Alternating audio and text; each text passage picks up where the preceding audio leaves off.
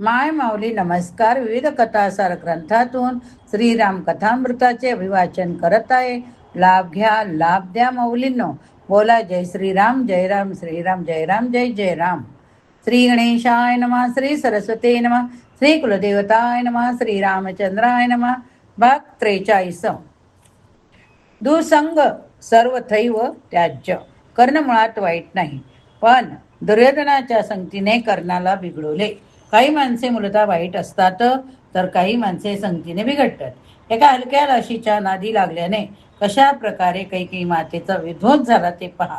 14 वर्षे तिचे अंतःकरण सतत जळत राहते की माझ्या पतीच्या मृत्यूला आणि माझ्या रामाच्या वनवासाला मी कारण आहे. हे सारे मंथरेच्या महत्वाकांक्षेमुळे ठरले. मंथरा फार बुद्धिमान आहे. कारस्थानी माणसाला बुद्धिमान असावेच लागते. म्हणून अशा लोकांपासून खूप सावध राहायला पाहिजे. माणसाला सत्संग जमला नाही तर त्याने एकटे राहावे, पण दुसंग टाळावा. मंथरेच्या डोक्यात काय आले की रामाचा राज्याभिषेक झाला की रामाची आई राजमाता होणार. परिणामतः ही राजमातेची दासी म्हणून हिचे पद माझ्यापेक्षा मोठे होणार. आज अयोध्येत परिस्थिती अशी आहे की महाराज दशरथ सर्वात जास्त महत्व कैकेयीला देतात. भगवान श्रीराम सर्वात अधिक वेळ कैकेयी मातेकडे घालवतात. त्यामुळे कैकेयी मातेला अत्यंत महत्व आलेले आहे. आणि मंथरा ही कैकेयीची प्रमुख दासी असल्यामुळे तिचे पण अयोध्येत महत्व. 2 शेठजींची आपापसात मैत्री असते किंवा वैर असते, तसेच 2 नौकरांचे आपापसात प्रेम अथवा वैर असते. हे सगळे आपापल्या स्तरावर चाललेले असते. कैकेयी सर्वात तरुण आहे, त्यामुळे महाराज दशरथांची ती सर्वात लाडकी पत्नी. तिने माहेरून मंथरेला अयोध्येत आणले. मंथरेच्या मनातले विचारचक्र अत्यंत वेगाने फिरू लागले. सायंकाळची वेळ आहे. कैकेयी माता विश्रांती करता अशीच पोहोडली आहे. मंथरा गच्चीवरून अत्यंत वेगाने ढाळाखाली आली. कैकेयीला म्हणाली, उत्तिष्ठ मुळे किम शेषे. अगं कैकेयी उठ. आळसावलेली कैकेयी म्हणते, अगं मंथरे तू काय आरडाओरडा करते आहेस? तुझे कोणाशी भांडण झाले आहे का? ती म्हणते, भांडण बिंडण झाले नाही, पण ठाऊक आहे का, उद्या सकाळी रामाचा राज्याभिषेक होणार आहे. रामाच्या राज्याभिषेकाची बातमी ती ऐकते मात्र, आणि कैकेयी माता एकदम आनंदून गेली. तिची पहिली प्रतिक्रिया पाहण्यासारखी. ती म्हणते, मंथरे काय बोलतेस काय? रामाचा राज्याभिषेक? बधाई हो मंथरे, बधाई हो, बधाई हो. असे म्हणून कैकेयी मातेने आपल्या गळ्यातला नवरत्नाचा कंठा काढला. ही मंगल वार्ता ऐकल्याबद्दल मंथरेला बक्षीस म्हणून दिला. याचा अर्थ प्रारंभी तरी रामाच्या राज्याभिषेकाची बातमी कैकेयीला आनंदाची वाटली, पण मंथरेला तर हा सगळा डाव उलटून लावायचा होता. तिने तो कंठा घातला. पुन्हा कैकेयीवर भिरसुकावत म्हणाली, हा कंठा ठेव तुझ्याजवळ. मी काय सांगितले तुझ्या लक्षात आले नाही? मी रामाचा राज्याभिषेक होणार म्हटले, भरताचा नव्हे. त्यावर कैकेयी म्हणते, राम वा भरते वाहम विशेषम नोपलक्ष्य. अगं मंथरे, रामात आणि भरतात काय अंतर आहे? जसा मला राम तसा भरत. मला दोघांच्या मध्ये काही फरक पडत नाही. मला दोघेही समान. राम मोठा असल्यामुळे राज्याभिषेक रामाचा होणार. रघुवंशामध्ये मोठ्याचा राज्याभिषेक करण्याची पद्धतच आहे. भरताचा राज्याभिषेक करण्याचा प्रश्नच कुठे येतो? आणि मला दोघेही सारखे आहेत. हे सारे कैकेयी माता बोलते आहे, पण मंथरा म्हणते, तरी पण शेवटी आपला तो आपला आणि परका तो परकाच ग. काय? आपला तो आपला आणि परका तो परका. यावर कैकेयी मातेला उत्तर दिले, मंथरे चुप राहा. एक शब्द याबद्दल बोललीस तर मी तुझी जीभ छाटून टाकेल. आमचे घर फोडायला प्रयत्न करते की काय? दरडावून कैकेयी मातेने विचारले. इतके प्रेम कैकेयीला भगवान रामचंद्राबद्दल आहे, पण पुढे हीच कैकेयी माता प्रभूच्या वनगमनाला कारणीभूत ठरते. इतक्या उत्तुंग रामप्रेमापासून घसरत घसरत कैकेयी माता एखाद्या खालच्या पातळीवर पोहोचते की महाराज दशरथांना ती गळ घालते, आज सायंकाळच्या आत रामाचे वनात गेलेच पाहिजे, नाहीतर मी जिवंत राहणार नाही. केवळ मंथरेने केलेल्या ब्रेन वॉशिंगमुळे कैकेयीचे डोके एवढे फिरले, तिच्यामध्ये एवढे परिवर्तन झाले. ही मंथरा कैकेयीची केवळ दाशी नाही, लहानपणापासून हिने कैकेयीला अंगा खांद्यावर खेळवलेले आहे. ती मुळात कैकेयी ह्या देशातली आहे. कैकेयीच्या जन्मापासून ती त्यांची घरी सेवा करते. एवढेच नव्हे तर वाल्मिकी रामायणात अशी कथा येऊन जाते की महाराज अश्वपतीने कैकेयी लहान असतानाच आपल्या पत्नीला घराबाहेर काढले.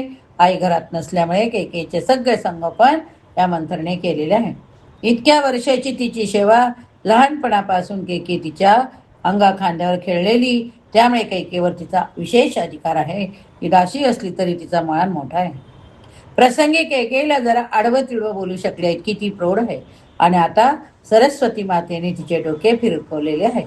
वस्तुतः कैकेयी माता महत्वाकांक्षी नाही. तिला राजमाता होण्याची मुळात इच्छा नाही. ती अल्लड आहे. वृद्ध पतीची तरुण भार्या असल्यामुळे ती नवऱ्याची लाडकी, सर्वात धाकटी आणि चांगली शिकलेली. देवासुर संग्रामामध्ये कैकेयीची स्वतः महाराज दशरथांचा रथ हाकला आहे. एवढे नव्हे तर त्यांच्या मोडलेला रथ तिने दुरुस्त केला. या युद्धात महाराज दशरथ जेव्हा बेशुद्ध पडले तेव्हा तिने औषधोपचार करून महाराजांना शुद्धीवर आणले. याचा अर्थ ती उत्तम ड्रायव्हर आहे, चांगली मेकॅनिक आहे. तिला प्रथमचाराची माहिती आहे. सर्व गोष्टी तिने एकटीने केल्या म्हणून तर महाराजांनी तिला 2 वर दिले ते सारे तिने आपल्या मौजे खातर केले. तिला महत्वाकांक्षा नाही. आरामशीर खोलीत बसून राहावे, खावे प्यावे, पलंगावर लोळावे. 2-4 जवळच्या दाशींनी किंवा मैत्रिणींनी तिची स्तुती करावी, तिच्याशी गप्पा मारावे, पत्ते वगैरे खेळत राहावे. अशा प्रकारची तिची व्यक्तिरेखा आहे. मुळात तशी ती वाईट नाही.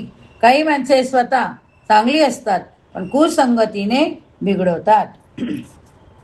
महाभारतामध्ये कर्ण खरोखर तसं चांगला, दुर्योधन जात्याच वाईट. मन्युमयो माध्रुम असेच त्याचे वर्णन. तो मन्युमय म्हणजे अहंकार क्रोध यांचे मिश्रण. अहंकार क्रोध उत्साह या 3 गोष्टी एकत्र केल्या की त्याला मन्यू म्हणतात. काय काय? अहंकार क्रोध आणि उत्साह एकत्र केले त्याला काय म्हणतात? मन्यू. दुर्योधन त्याचा पुतळा होय. त्याच्या संगतीने कर्णाच्या जीवनामध्ये दुर्गुणांचा प्रवेश झाला. कर्णाच्या चिंतनाचा स्तर खाली झाला. अत्यंत उदार, खरोखर विशाल कर्णाची किती घसरगुंडी व्हावी. आपल्या पापी मित्राला खुश करण्याकरिता त्याने कुठपर्यंत उतरावे. जाता जाता माहिती करिता म्हणून सांगतो की द्रौपदीच्या वस्त्रहरणाची कल्पना दुर्योधनाची नाही अथवा दुःशासनाची नाही. ही कर्णाने केलेली सूचना. महाभारतात कर्णाने द्रौपदी करिता वेश्या हा शब्द वारंवार वापरला. कोणत्याही प्रकारे कर्णाचे समर्थन करता येत नाही. मनुष्याच्या जीवनाच्या नाशाचे 4 प्रकार आहेत. केचिद अज्ञातो नष्टा, केचिद नष्टा प्रमादताः, केचिद ज्ञानावलेपन, केचिन्न अष्टस्तु नाशिताः. 4 प्रकारात केवळ 4था प्रकार विनाशाला पुरेसा आहे. बिघडलेले लोक आपल्या लोकांनाही बिघडवून टाकतात. जे कर्णाच्या बाबतीत घडले तेच कैकेयी मातेच्या बाबतीत घडले. तिने मंत्रेला गप्प बसायला सांगितले, पण गप्प बसली तर ती बाई कसली हो. आता तिने कैकेयीला कडे न बघता पण कैकेयीला ऐकू जाईल इतक्या मोठ्या आवाजात आपला रेडिओ सुरू केला. हे बायकांचे खास तंत्र आहे बरं का. सुनेला जे सांगायचे असते ते चलाकबाई प्रत्यक्ष सुनेला न सांगता स्वयंपाकघरात मोठ्याने बोलत राहते. मंत्राशी स्वतःशी बोलत राहते. पण त्या बोलण्यातून तिने भविष्याचे जे बेसूर चित्र उभे केले आहे त्याचे वर्णन वाल्मिकी रामायणात येते. ती म्हणते हिला वाटते भरत माझा, राम माझा, उद्याचा राज्याभिषेक होऊन जाऊ दे म्हणजे हिला कळेल रामाने कितपत आहे ते. उद्या नुसता राज्याभिषेक झाला रे झाला की त्यानंतर भरताला अयोध्येत पाय ठेवणे कठीण जाईल. हिला वाटते की महाराज हिच्याशी खूप प्रेम करता, पण हे पुरुष आपला स्वार्थ साधण्यापुरतेच प्रेम करता हो. एकदा का राज्याभिषेक निर्भीतपणे पार पडला त्यानंतर रामाच्या अजिबात येणे होणार नाही. महाराज सुद्धा इथे येणार नाही. मग हिला विचारतो कोण आणि काय सांगावं. कदाचित भरताला पुन्हा कधीच बोलण्यात येणार नाही, बोलवण्यात येणार नाही. भरत आला तरी त्याला तुरुंगात सुद्धा टाकले जाईल. कारण शेवटी राज्यामध्ये भाऊ भाऊ एकमेकाचे वैरी असतात हो. कैकेयी म्हणते शक्य नाही. पुन्हा मंतरा म्हणते मी तुला सांगत नाही ग, मला मेलीला तरी काय करायचंय, पण हिच्या काळजी करता हिची वडिलांनी मला सोबत दिली. हिला हिचे हित कळत नाही आणि आपल्याला जे चाललंय ते बघवत नाही. आता मी तरी काय करू. गप्प बसावे तर तसेच बसवत नाही. वेगवेगळ्या पद्धतीने मंत्रात तेच तेच बोलते. बोलताना कोणता शब्द कैकेयीच्या अंतःकरणाला स्पर्श करील, तिच्यावर काही ना काही परिणाम होईल असा विचार करते. शेवटी बोलता बोलता मंत्रीने वर्मावर गाव घातला. कैकेयी मातेचे सगळे काही चांगले आहे, पण तिच्या स्वभावात एक विलक्षण गोष्ट आहे. एक गोष्ट तिच्या मनात कायम असते ती म्हणजे जेव्हा केव्हा जेथे कुठे मी जाईन तेथे मी पहिली असली पाहिजे. काही लोकांचा स्वभाव असतं बघा, सगळे ते पहिलेच असतात. अगदी लहान मुलांच्या मध्ये सुद्धा एखादा नेता असतो, हे जन्मजात असते. त्याला 4 अनुसारी देखील असतात. त्यातली काही मुलं अशी विचित्र असतात की आपल्यापेक्षा वरचा कोणी दिसले तर ते तेथे राहत नाही, ते दुसरी काहीतरी करतील. तो जेथे असेल तेथे पहिला असेल. कैकेयी मातेच्या अंतःकरणामध्ये हा भाव फार तीव्र. महाराज दशरथ, भगवान श्रीराम दोघांच्या वागण्यामुळे तो आणखी पुष्ट झाला. म्हणून मंत्रीने तिला सुनावले, उद्या जेव्हा राज्याभिषेक होऊन जाईल तेव्हा कौशल्य राजमाता होईल. त्या क्षणीचे महत्व पटेल, महत्व संपेल. हे वाक्य ऐकताच कैकेयी पेटून उठली. तो मंत्रीला विचारते, असे कसे शक्य? महाराज असे करणार नाही, श्रीराम सुद्धा असे करणार नाहीत. या ठिकाणी मंत्रीने दोन मुद्दे बरोबर मांडले. ती म्हणते, कैकेयी, जर तुला खरोखर असे वाटते की महाराजांच्या मनामध्ये काही काळगोर नाही, तर तुम्हाला एक प्रश्नाचे उत्तर, फक्त उत्तर दे.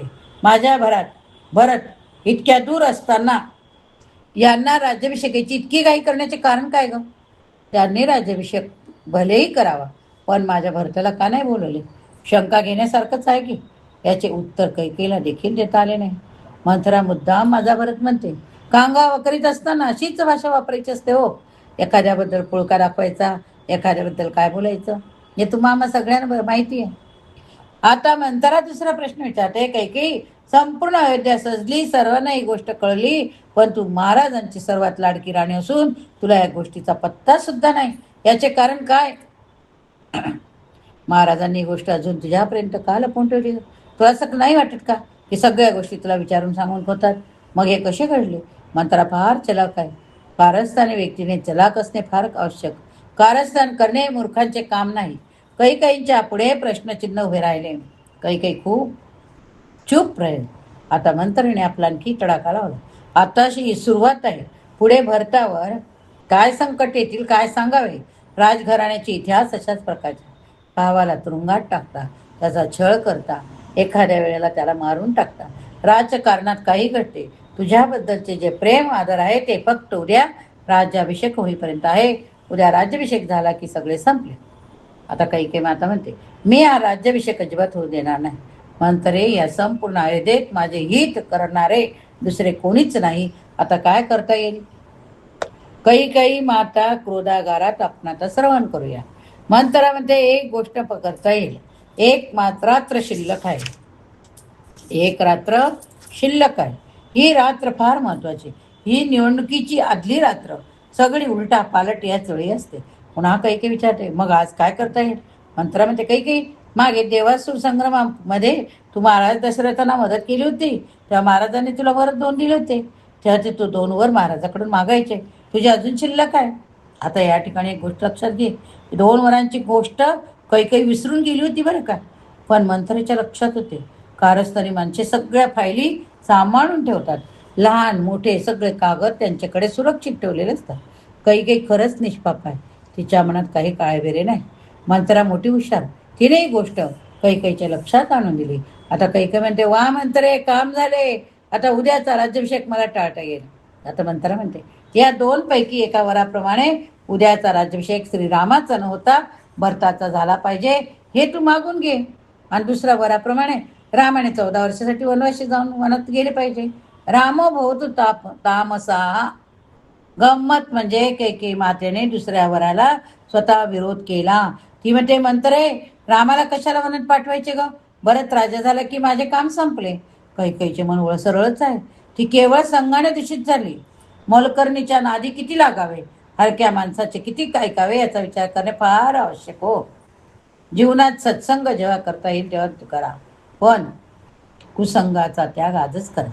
भक्तिसूत्रात देवर्षी नारद म्हणतात, दुसंग सर्वथैव त्याज्य हो.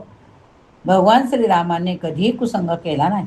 रामचंद्र कोणाच्या सहवासात असतात? आपण पाहिले की शीलवृद्ध, वयोवृद्ध, तपोवृद्ध, सज्जन अशा लोकांमध्ये राम बसतात.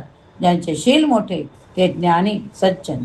अशा प्रकारच्या लोकांमध्ये जर आपली उठबस असेल तर तुमची इच्छा असो वा नसो, तुम्ही तसेच बनत राहणार. म्हणून जीवनामध्ये पहिल्यांदा आपली संगती कोणाची असावी हे ठरवा. ओळख पाळखरांची ठेवा. व्यवहारात त्याची आवश्यकता असेल, पण सलगी कोणाशी वाढवावी, अंतरंग प्रेम कोणाशी करावे याचा विवेक मनुष्याने केला पाहिजे. कोणालाही आपल्या अंतर जीवनामध्ये प्रवेश देताना परीक्षण केले पाहिजे. शेक्सपियरचे सुंदर वाक्य होय. गुटखा खाणाऱ्याच्या सोबत तुम्ही बसा.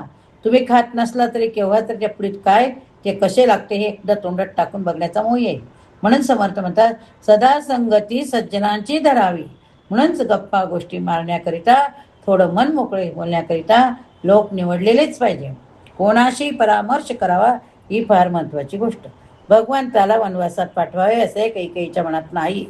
तिने मंत्रेला सरळ सरळ विचारले, तू मला हे सांग की रामाने अशी काय चूक केली आहे म्हणून त्याला वनवासात पाठवावे. यावरून कैकेयी मुळात किती सरळ मनाचे लक्षात येते. मंत्रा म्हणते, एक साधी गोष्ट लक्षात घे.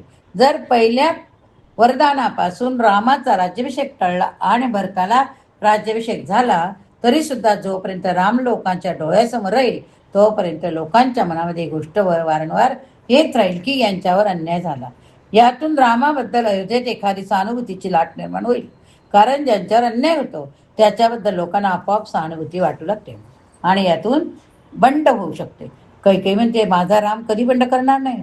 तर मंत्रा म्हणाले, राम नाही करणार ग, पण तो लक्ष्मण. ही गोष्ट मात्र शक्य होती. मंत्रा पुढे म्हणते, आणि अशा प्रकारचा उठाव झाला तर श्रीराम किती लोकप्रिय आहे हे तुला ठाऊकच आहे. रामाच्या लोकप्रियतेमुळे सेना, मंत्रिमंडळ, जनता त्यात सहभागी होईल. त्यानंतर श्री भरतांना तुरुंगात टाकले जाते की संपवले जाते हे सांगता येणार नाही. म्हणूनच अशा प्रकारचे काहीच न घडता भरताचे राज्य स्थिर व्हावे तोपर्यंत श्रीराम लोकांच्या दृष्टीआड असावा. 14 वर्षापर्यंत भरताचेही राज्य स्थिर होऊन जाईल. लोकांच्या मनाची धारही बोथड होईल. त्यानंतर रामाला तरी पण फारसं काही घडणार नाही. म्हणून हे करणे अत्यावश्यक आहे. या ठिकाणी हा भाग संपला. पुढील भागात आपण पुढील बघूया. बोला जय श्रीराम. श्रीराम जय राम, जय जय राम. श्रीराम जय राम, जय जय राम. जर श्रवण केले असेल तर लिहायला विसरू नका. जय श्रीराम.